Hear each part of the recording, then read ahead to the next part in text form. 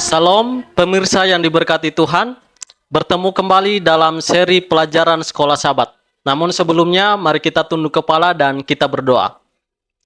Bapa kami yang bertakhta dalam kerajaan surga, sekali lagi Tuhan, kami minta kuasa Roh Kudus-Mu, supaya ketika kami mendengarkan firman ini, boleh dapat mengubahkan kehidupan kami, dan kami boleh praktekkannya dalam kehidupan kami. Di dalam nama Tuhan Yesus, kami berdoa.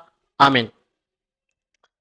Pelajaran Sekolah Sabat Selasa 7 Mei 2024 dengan judul Dua Saksi Dibunuh. Mari kita baca di dalam Wahyu 11 ayat 7-9 dengan bunyi, "Dan apabila mereka telah menyelesaikan kesaksian mereka, maka binatang yang muncul dari jurang maut akan memerangi mereka dan mengalahkan serta membunuh mereka. Dan mayat mereka akan terletak di atas jalan raya kota besar, yang secara rohani disebut Sodom dan Mesir, di mana juga Tuhan mereka disalibkan. Dan orang-orang dari segala bangsa dan suku dan bahasa dan kaum melihat mayat mereka 3,5 hari lamanya. Dan orang-orang itu tidak memperoleh mayat mereka dikuburkan." Mengingat bahasanya yang bersifat simbolis, apakah yang dinubuatkan oleh ayat-ayat ini? Yang akan terjadi pada kedua saksi Allah, yaitu Perjanjian Lama dan Perjanjian Baru. Pada tahun 538 Masehi, Kekaisaran Romawi kafir telah runtuh. Justinianus, Kaisar Romawi, menyerahkan otoritas sipil, politik, dan agama kepada Paus Vigilis. Periode panjang dominasi gereja abad pertengahan pun dimulai. Hal ini berlanjut hingga tahun 1798 Masehi. Jenderal Prancis Berthier atas perintah Napoleon berbaris tanpa perlawanan ke Roma pada 10 Februari 1798. Paus Pius VI ditawan dan dibawa kembali ke Prancis, di mana ia meninggal.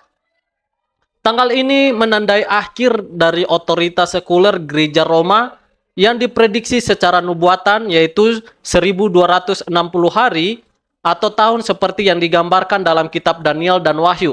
Kalau kita lihat pelajaran kemarin, sungguh suatu manifestasi yang kuat dari kebenaran nubuatan kitab suci.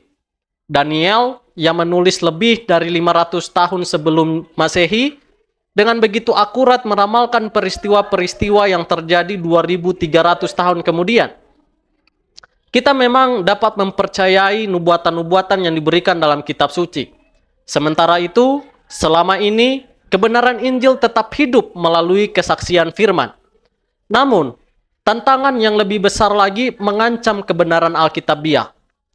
Binatang yang naik dari jurang maut, atau dikatakan iblis, berperang melawan kitab suci. Dia memulai serangan baru terhadap otoritas kitab suci melalui revolusi Prancis yang dimulai pada tahun 1789.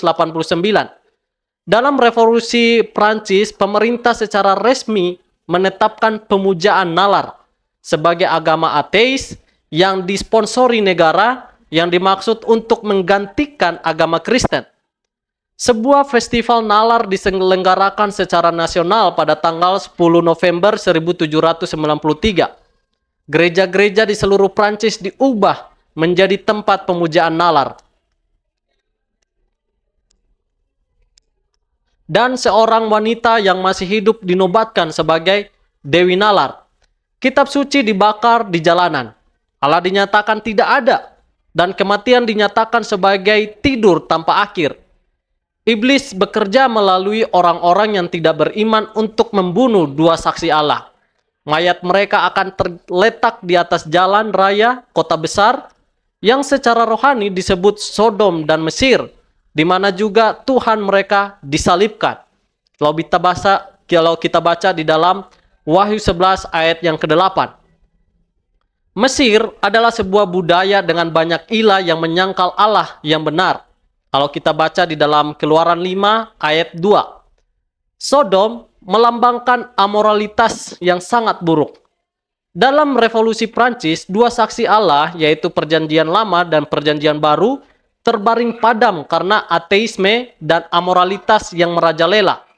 ketika pengekangan normal dilepaskan dalam revolusi dan pertumpahan darah.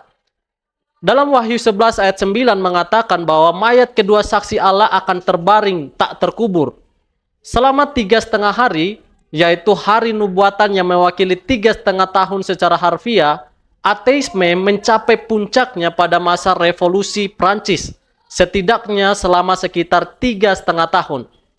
Periode ini berlangsung dari tanggal 26 November 1793 ketika sebuah dekret yang dikeluarkan di Paris menghapuskan agama hingga 17 Juni 1797. Ketika pemerintah Prancis menghapus hukum-hukum agamanya yang membatasi. Tuhan memberkati.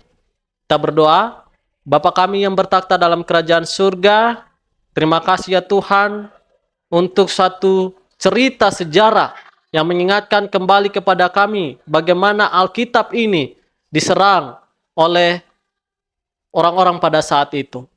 Tapi firman Tuhan tetap bertahan sampai dengan sekarang ini. Kami bersyukur untuk hal itu ya Tuhan. Untuk itu, hamba-Mu berdoa secara khusus untuk umat-umat Tuhan yang mendengarkan melalui YouTube ini Tuhan. Kiranya Tuhan berkati mereka. Bila mana mereka memiliki pergumulan-pergumulan, Tuhan boleh memberikan jalan keluar. Berkati segala pekerjaan mereka. Berikan kepada mereka kekuatan, kesehatan. Dan biarlah Tuhan terus mempertumbuhkan iman mereka agar mereka tetap setia kepada Tuhan.